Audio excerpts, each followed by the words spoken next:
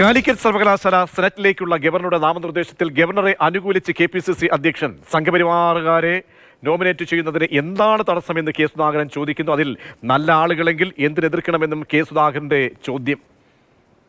അദ്ദേഹം ചെയ്യുന്നതിന് ഞങ്ങളെന്ത് പഠിച്ചു? ഞങ്ങൾ അപ്ലിക്കേഷൻ കൊടുത്തിട്ട് ചെയ്തതല്ലോ. കോൺഗ്രസ് അപേക്ഷ കൊടുത്തിട്ടോ കോൺഗ്രസ് റിക്വസ്റ്റ് ചെയ്തിട്ടോ ചെയ്തല്ലോ. ഒരു അക്കാഡമിഷ്യന്റെ ക്വാളിഫിക്കേഷൻ മാനിച്ചുകൊണ്ട് ഒരു ഗവർണർ ചെയ്യുന്ന കാര്യത്തെ ഞങ്ങൾ എന്തിനു വിമർശിക്കണം? അപ്പൊ BJP സംഘപരിവാർ അനുകൂല ആളുകളെ ഞങ്ങളത് എതിർക്കുന്നില്ലല്ലോ. അതിലും കൊള്ളാവുന്നവരുണ്ട്. അവരെടുക്കുന്നതിന് എന്താ തടസ്സം? അവരെടുത്തോട്ടെ.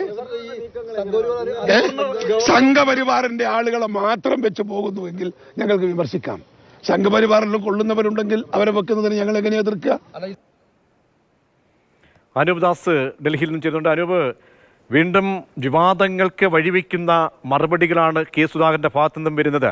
ഇത് ഒറ്റപ്പെട്ടത് അല്ല എന്ന് തന്നെ പറയാം. കാരണം വരും ദിവസങ്ങളിലൊക്കെ ഇത് വലിയ ചർച്ചയ്ക്കൊക്കെ വഴിവെക്കുന്നതാണ്. എന്തായിരുന്നു മാധ്യമ പ്രവർത്തകർ ഈ ഗവർണർ ഈ സർവകലാശാല നോമിനേഷനുമായിട്ട് ബന്ധപ്പെട്ടൊക്കെ ഉയർത്തിയ ചോദ്യങ്ങൾ, അതിന് നൽകിയ മറുപടിയും?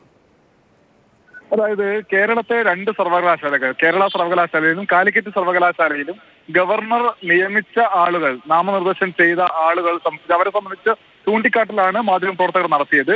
കാലിക്കറ്റ് യൂണിവേഴ്സിറ്റിയിൽ 9 സംഘപരിവാർ അനുകൂലികളെയും 4 കോൺഗ്രസുകാരെയും 3 മുസ്ലിം ലീഗുകാരെയും 2 SFIക്കാരെയുമാണ് ഗവർണർ നാമനിർദ്ദേശം ചെയ്തത് എന്ന് ചൂണ്ടിക്കാട്ടി. ആ ചൂണ്ടിക്കാട്ടലിനാണ് മറുപടിയായി സംഘപരിവാറുകാരെ നിയമിച്ചോട്ടെ, അത് ഞങ്ങൾ എതിർക്കുന്നില്ലല്ലോ എന്ന മറുപടി ആദ്യം കെ സുധാകരന്റെ ഭാഗത്തുനിന്നുണ്ടായത്.